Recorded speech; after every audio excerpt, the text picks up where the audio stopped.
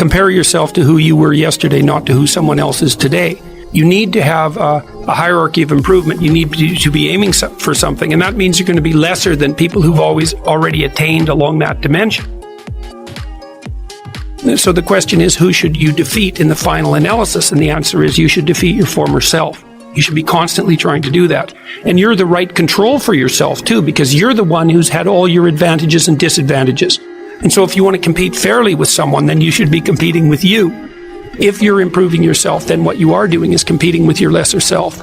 And then you might also ask, well, what is that lesser self? And that lesser self would be resentful and bitter and aggressive and vengeance-seeking and all of those things that go along with having a negative moral character. And those are things that interfere with your ability to progress as you move forward through life. Cannot erase the work ethic part. There is no getting around. Ain't no elevator to the top. You got to take the stairs. The elevator don't go to the top, man. Not in the world of success. You gotta take the stairs. Y'all gotta start getting gritty, man. I hate it when I see young people wasting their time, wasting all this technology got, just sitting around in this world that's been created for you, that everything is instant. But if you could combine your technology with your parents and your grandparents' work ethic, you could be rich.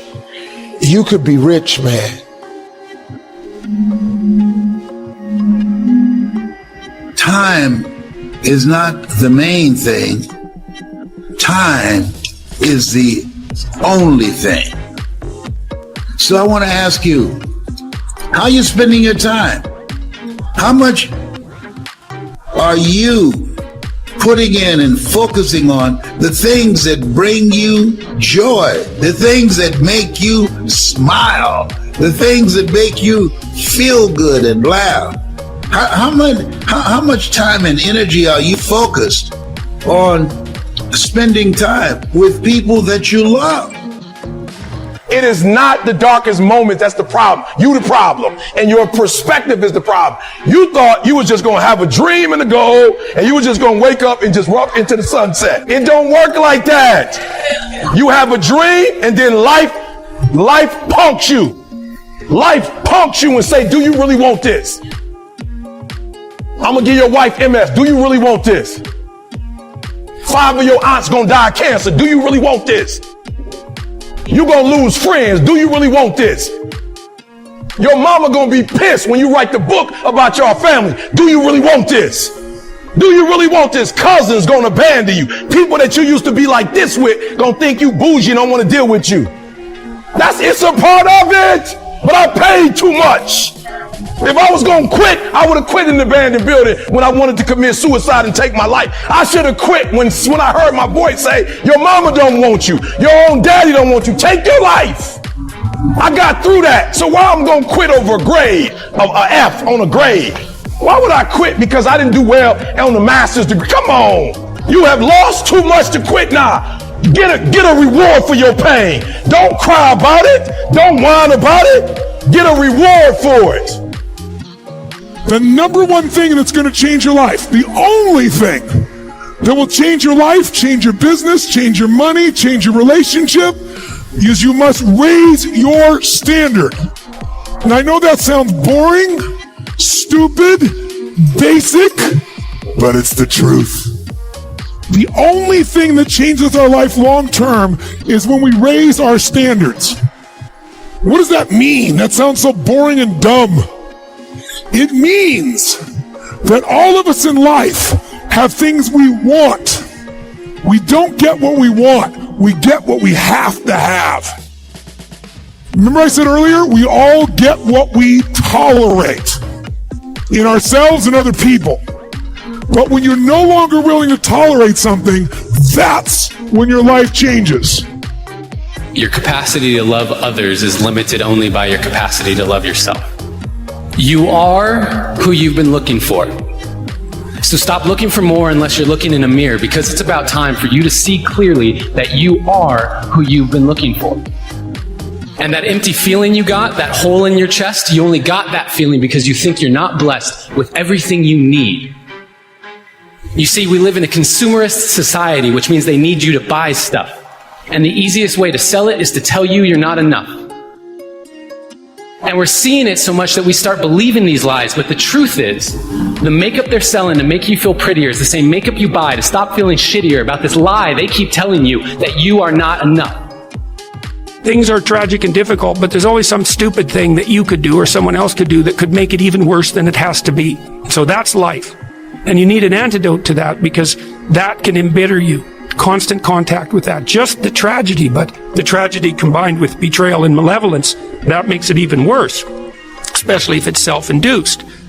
You've got the possibility to slowly raise yourself out of the mire. You've got the possibility to do just what the fighter does when he's defeated, which is to say, well, regardless of the circumstances that might have led to my defeat, like even if there were errors on the part of the referee, this is no time to whine about it. This is a time to take stock of what I did wrong so that I could improve it into the future. And that's the right attitude. The difference in people is their standards, period. The difference in people is their standards, period. And what do I mean by standards? Everyone in the world has a list of things they think they should do. I should lose weight. I should work out. I should spend more time with my kids. I should work harder. I should make more calls. I should. And then you know what? People don't do their shoulds, and they get mad at themselves, and they, what I call, should all over themselves. They beat themselves up about it. What changes people is when your should becomes a must. When suddenly the thing you said should happen has to happen. That's when human beings change. It's like if you want to take the island and you're the head of the army and you want to take the island, the most powerful way to take the island is burn the boats.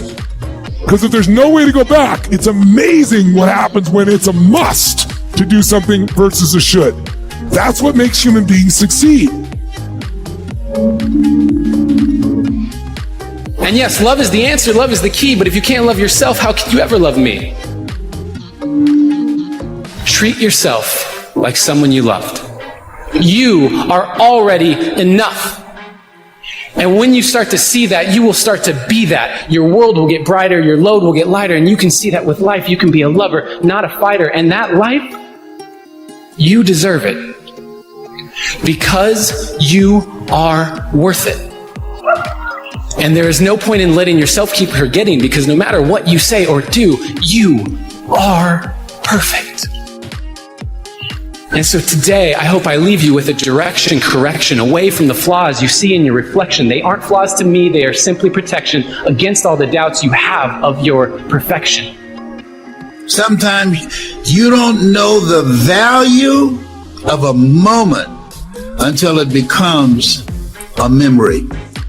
The people that are going to come out on top, the people that are going to get control of their destiny, the people that are going to maximize this place in history and be stronger and be fortified in terms of their mental resolve and in terms of their families and their skills and their ability to create incredible wealth, are people that are using their times more productively. The people who take the time to learn something new. If you're not willing to learn, nobody can help you. If you're willing to learn, no one can stop